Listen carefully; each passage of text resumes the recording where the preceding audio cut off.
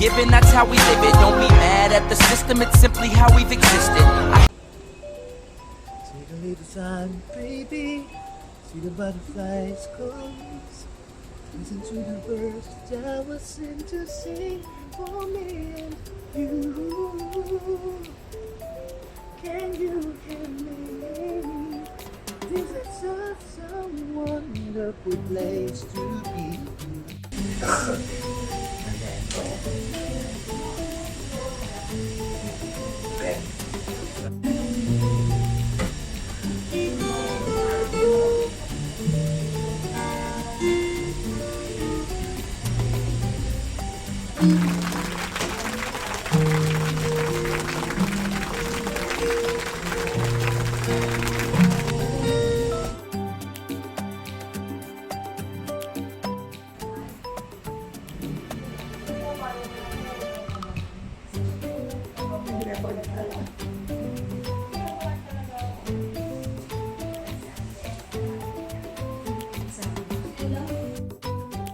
Yes, mga casting, tapos na ang aming exam.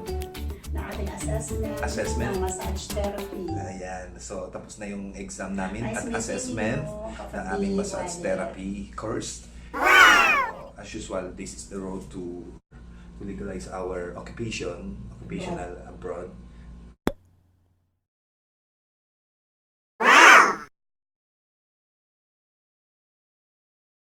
Let's check it out behind the scene.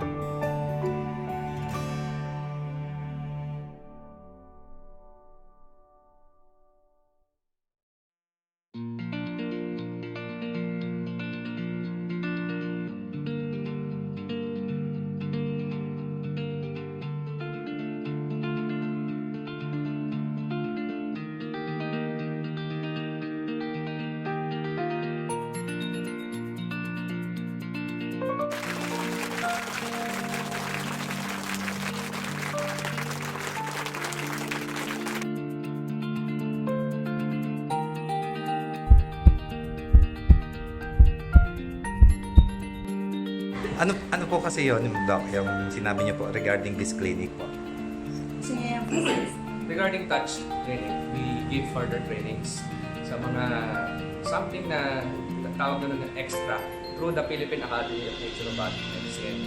So, ako po yung founder and president ng Philippine Academy of Naturopathic Medicine organization. Congrats, Doc. So, ito po yung samahan ng mga doctors, ng both physicians and naturopaths, including the health advocates. So, I encourage everyone na, especially dun sa mga nag-abroad, so, kasi ang Pilipino kasi, I believe, they are world-class naturopaths. So, you're a part of the naturopathic medicine treatment. So, if I were you, you go on further learning. Abutin lang siya ng 2 to 3 days, o minsan nga 1 day pa, and we will provide you a certificate. Wow, thank you, Doc. Something na hindi na-offer pa. Sabi niyo po kanina, umiikot po kayo along Yeah, I nationwide. rotate to many clinics and even to hospitals. Hospitals under Center for Wellness. Hospitals as Centers for Wellness. Yan yung project dati ni former President Gloria Macapagal Arroyo.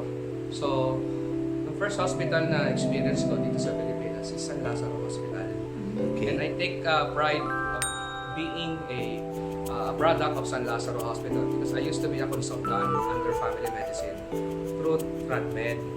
So, kung nagawa natin siya sa government, gagawin din natin sa private. And whether you are in the government or private, naniniwala ako sa mga kakayanan ng Pilipino, especially the therapists like you. May video na ito. Thank you, Doc. Pang world class kayo. Wow. You just believe in yourself. I-claim natin yan. I-claim.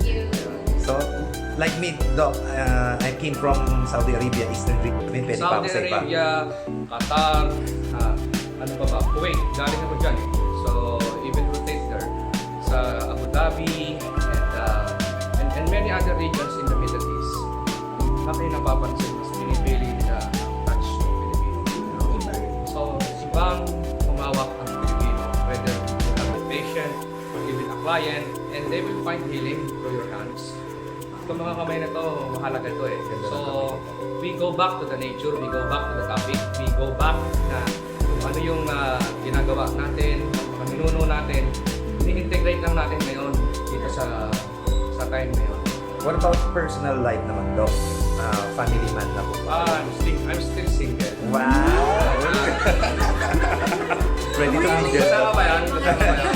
Ready to mingle, Doc? I'm single but I am committed and married to my career. I see. So all my life I've been doing this.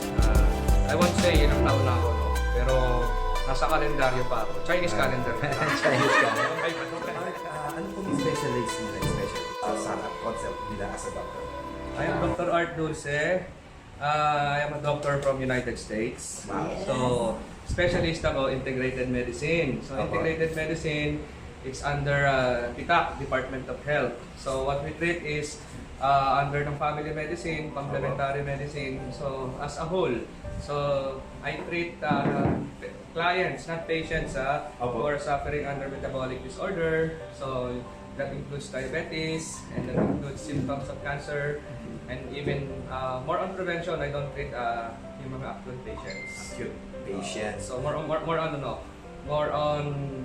preventive and wellness lifestyle. So, saan po natin abangan si Doc kung may client na darating? Saan po yung office nila o yung... Nag-office ako dito sometimes sa Touch Clinic, and then I will be having my office soon sa Angeles. Kaya lang, check ko pa siya ngayon. You can follow my page at You? Dr. Art Dulce page.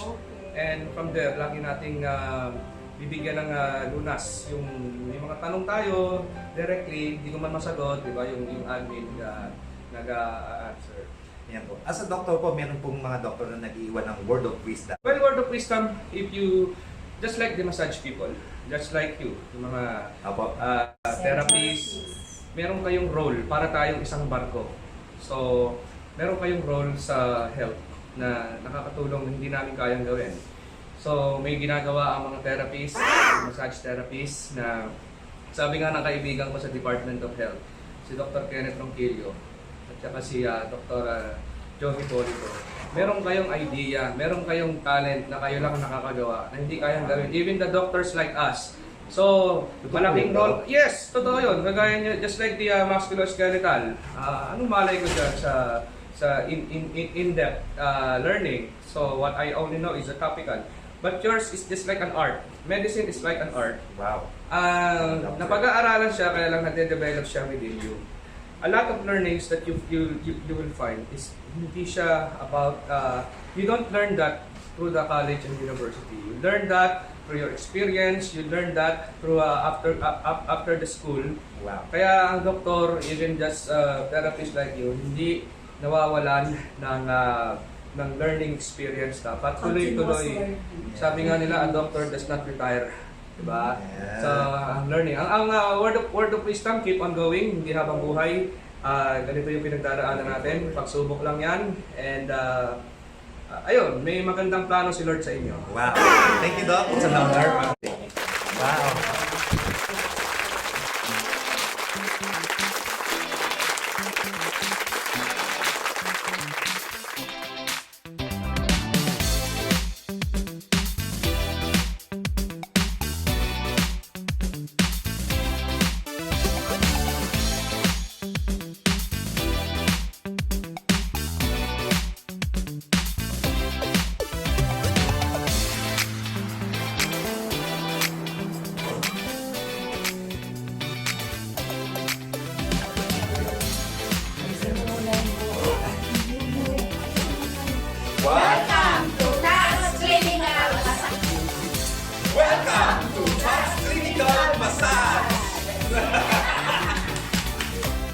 Welcome to Clinical massage.